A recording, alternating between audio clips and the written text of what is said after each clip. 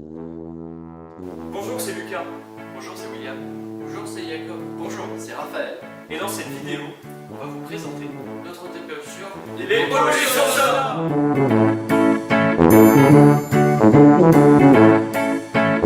Et nous allons essayer de savoir si une onde sonore a un impact sur notre santé et si oui, comment. On va donc tout vous expliquer, de la physique avec les ondes sonores, à la SVT avec le système auditif, en passant bien sûr par les maths et la SI. Cette vidéo sera agrémentée d'expériences et d'une interview. D'après Futura Planet, on parle de pollution sonore lorsque les nuisances sonores provoquées par les activités humaines, usines, transports, etc. dépassent les seuils d'innocuité vis-à-vis de l'acuité auditive, de la santé et des écosystèmes.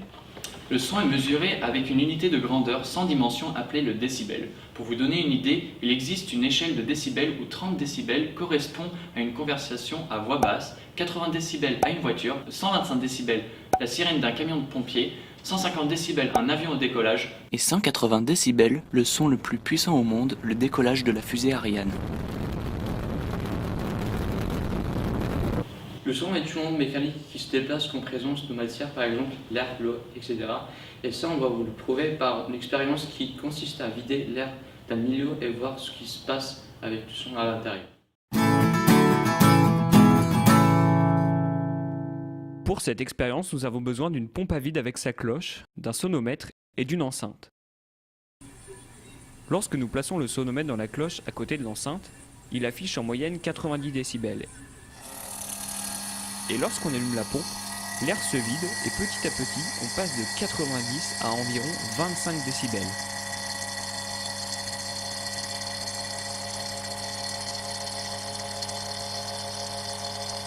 Nous aurions dû atteindre les 0 décibels, mais pour ça il nous faudrait du matériel de pointe ou aller dans l'espace, ce qui n'est pas possible ici. Mais ne soyez pas déçus, vous allez voir qu'avec les calculs logarithmiques, perdre 65 décibels c'est énorme.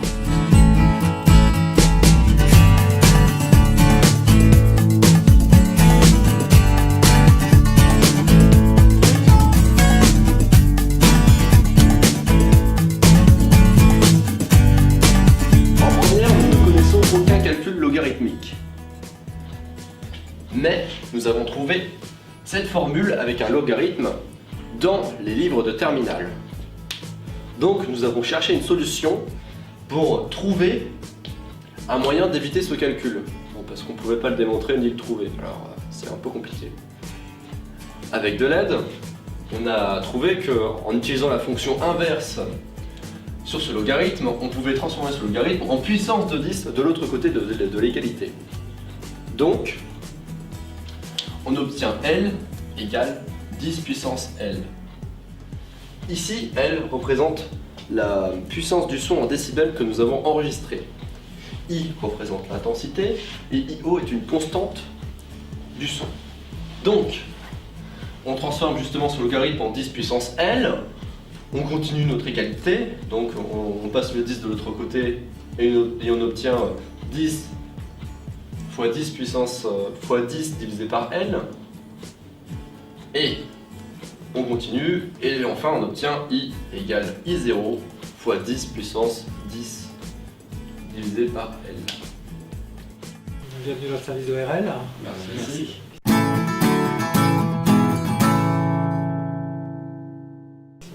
Donc l'ORL, on va s'intéresser à l'organe sensoriel de l'audition. Après, quand on est médecin, on s'intéresse à la santé globale. Donc c'est vrai que le son, très longtemps, on a considéré que son influence sur l'oreille, puisque c'est elle qui est directement impliquée dans la perception du phénomène physique qui est le son, et qui va permettre donc la transformation de l'onde sonore, donc qui est une onde physique, en un signal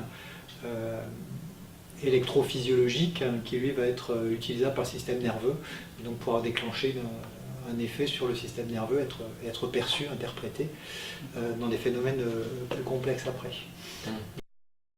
L'oreille est composée de 3 parties, l'oreille interne, l'oreille moyenne et l'oreille externe. Lorsqu'un son arrive dans l'oreille, les ondes sonores sont captées par le pavillon de l'oreille externe. Elles sont amplifiées et transmises à l'oreille moyenne par le conduit auditif externe. Ce mouvement du son fait vibrer cette petite membrane appelée le tympan. La possibilité de transmission, c'est quand les sons ne peuvent pas être transmis entre l'extérieur et l'oreille interne. Donc ça peut être soit quand on se met un bouchon dans l'oreille, on crée une surdité de transmission. D'accord. Quand il y a du liquide derrière le tympan, c'est pareil, ça va être une surdité de transmission. Nous, en clinique, quand on regarde une oreille, on va bien voir le conduit auditif externe, le tympan. Par transparence, on voit ce qui se passe dans l'oreille moyenne. Par contre, malheureusement, l'oreille interne, c'est quelque chose auquel on n'a pas accès à l'examen clinique. Parce que c'est à l'intérieur d'une structure osseuse et on ne peut pas aller voir ce qui se passe à l'intérieur. Même en opération. Et même en chirurgie, on ouvre très rarement l'oreille interne parce qu'elle supporte très mal le stress d'une ouverture chirurgicale. Et donc on peut très bien, même si on n'abîme pas les structures, juste par l'ouverture, détruire l'oreille interne. Donc il y a quelques chirurgies où on l'ouvre en faisant très attention, mais on la referme tout de suite. Et une oreille interne qui est ouverte, en général, apprécie très très peu. D'accord, ok. Donc on n'a pas la chance des ophtalmos qui, eux, peuvent voir la rétine à travers la pupille et voir l'organe sensoriel directement. Nous, l'organe sensoriel, il est à l'intérieur de ce bloc osseux, dans ces cavités qu'on ne peut pas voir directement. Donc les maladies de l'oreille interne, c'est difficile. On n'a que des signes indirects par les examens qu'on va faire, mais on ne peut pas regarder ce qui se passe vraiment à ce niveau-là. L'organe sensoriel de l'audition, on l'appelle l'organe de Corti. Et là, c'est à ce niveau-là qu'on trouve les cellules ciliées. D'accord ? Donc des cellules ciliées, c'est des petites cellules qui sont très bien rangées d'ailleurs. Et donc ces cils, c'est lorsque ces cils vont se mettre en mouvement, ça va déclencher les phénomènes physico-chimiques au niveau de la cellule, qui va libérer des médiateurs chimiques qui vont pouvoir exciter les structures nerveuses. Très fragile de l'oreille, c'est l'organe sensoriel, donc c'est les cellules ciliées. Parce que ces cellules ciliées, malheureusement, l'organisme ne sait pas les réparer. Ah oui, d'accord. D'accord, donc on est avec un capital cellulaire, et après, dès qu'on a atteint un certain âge, même chez vous déjà, vous avez commencé à perdre un certain nombre de cellules sensorielles. Et puis, moins il y a de cellules sensorielles, plus il faudra un son fort pour avoir la même réaction au niveau neurologique. Et donc, petit à petit, on comprend que pour entendre, il faut augmenter le volume du son. Oui. D'accord ? Oui, d'accord. Donc la zone la plus fragile, c'est celle qui concerne la perception des sons aigus. Donc logiquement, on perd d'abord sur l'audition des sons très aigus. La caméra s'est coupée au moment où nous commencions à poser des questions à l'ORL, mais on va vous expliquer en gros ce qu'on a dit. On a vu qu'une exposition chronique à un bruit est dangereuse pour la santé. Cela peut provoquer des acouphènes, des prises de poids ou des dépressions. Comme le rappelle l'Organisation mondiale de la santé dans sa publication sur les directives du bruit en Europe. Mais c'est quoi des acouphènes ? Eh bien, c'est l'action en continu des cellules ciliées qui vont vibrer et vont donc envoyer des signaux au cerveau à longueur du temps.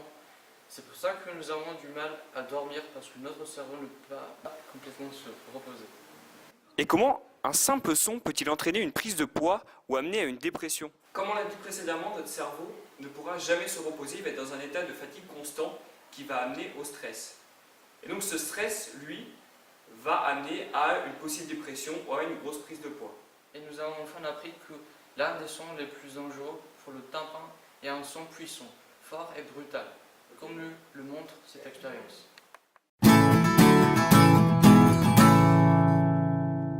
Nous allons vous présenter un tympan expérimental. Tout d'abord, nous avons besoin d'un téléphone qui est branché à des enceintes. Ensuite, nous aurons besoin d'un film plastique ainsi que d'un bocal. Nous allons placer le film sur le bocal de manière à ce qu'il soit bien tendu. Ensuite, nous pouvons placer une petite quantité de sable sur le film plastique. Nous allons ensuite placer une enceinte au-dessus du bocal, puis il faudra brancher l'enceinte au GBF et il suffira de sélectionner sur le GBF une fréquence qui est comprise entre 180 et 230 Hz. Nous pouvons constater que le sable rebondit notamment sur le film. Pour avoir une intensité maximale du son sur le film avec le sable, nous devons mettre l'enceinte le plus proche possible et mettre l'enceinte au volume maximal, sinon il n'y aura aucun effet à cause de la perte d'intensité qui est due à la distance. Le sable rebondit sur le film plastique, mais la caméra avait du mal à filmer notamment le sable, donc nous avons décidé de refaire cette expérience lors de l'évaluation orale des TPE. Ingrid Mebeto, qui est chef du bureau de l'environnement, nous a permis d'obtenir le rapport de présentation du PEB de l'aéroport de Biarritz. Mais qu'est-ce qu'un PED ? Comme nous l'avons vu plus tôt dans cette vidéo, les nuisances ont un impact sur notre santé. Donc la loi numéro 85 696 du 11 juillet 1985 instaure des plans d'exposition au bruit, donc PEB, qui essaie de maîtriser l'urbanisation avoisinant les aéroports ou aérodromes afin d'éviter d'exposer immédiatement ou à terme des nouvelles populations aux nuisances du bruit engendrées dans certaines zones. Les différentes zones sont divisées en 4, A, B, C et D. Elles sont calculées en fonction du type d'appareil qui seront sur les pistes de Poitiers, les fréquences et la répartition temporelle avec l'indice LDEN pour Level, Day, Evening, Night en décibels. Donc tout ce qui va être en rouge, donc la zone A, c'est ce qui va être supérieur ou égal à 70 décibels, donc tout ce qui est aux abords de la piste. La zone B qui est entre 70 et 62 décibels va être en jaune, la zone C entre 62 et 55 en vert et la zone bleue entre 55 et 50. Donc les communes les plus touchées sont Migny-Auxances, Biard, Poitiers et Vouneuil-sous-Biard.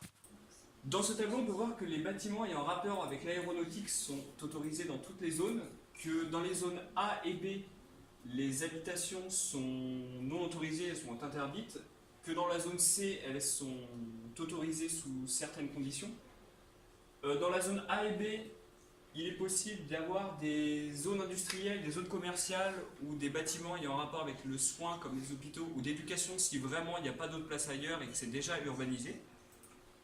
Et dans la zone D, tout est autorisé sous réserve d'une isolation acoustique et dans le cas échéant de l'information des futurs occupants. En parlant d'isolation acoustique, en voici un tableau qui en explique les normes. Donc dans la zone A, les constructions à usage d'habitation exceptionnellement admises 45 décibels, les locaux d'enseignement et soins 47 décibels et les bureaux 45 décibels. Dans la zone B, tout à 40 décibels. Dans la zone C, tout à 35 décibels. Et c'est fin de la zone C et zone D à 30 décibels. Donc toutes les maisons qui sont présentes dans ces zones doivent être construites selon ces normes. C'est impossible. Les architectes se doivent de vérifier que tout soit bien isolé. Ce dernier tableau montre les corrections faites pendant certaines heures de la journée. Donc en soirée, ils se doivent de corriger de 5 décibels le taux de bruit des avions et de 10 décibels la nuit. Car comme répété ici, les émissions sonores ne sont pas ressenties avec la même acuité selon ce qu'elles s'effectuent le jour, la soirée ou la nuit. Si vous voulez plus d'informations, on mettra la présentation et le plan dans la clé USB. Tout sera expliqué dans la lettre qu'on vous joindra. Et pour lire plus amplement comment ça se passe, si vous êtes intéressé. Nous vivons dans un monde où le son est quasi omniprésent, mais nous pouvons réduire ces bruits et il y a deux types de réduction de bruit. La réduction de bruit passive et la réduction de bruit active. Je vais être très bref sur la réduction de bruit passive. Le bruit est une onde qui se propage dans l'air et dès qu'elle rencontre un obstacle, elle est atténuée. Pour un casque à réduction de bruit, les bruits aigus sont absorbés par la mousse du casque. Or, les bruits graves passent à travers et c'est là que la réduction de bruit active entre en jeu.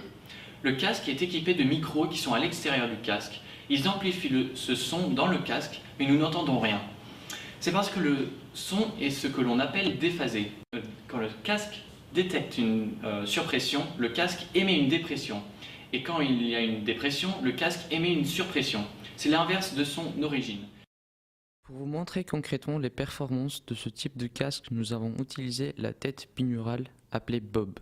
Grâce au micro présent au niveau de ses oreilles, nous pouvons vous partager ce que l'on entend lorsqu'on met le casque. Voilà ce que Bob entend sans le casque.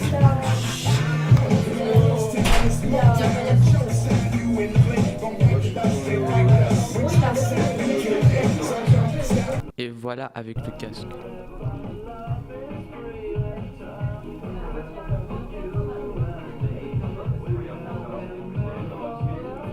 La différence est flagrante. Est-ce que...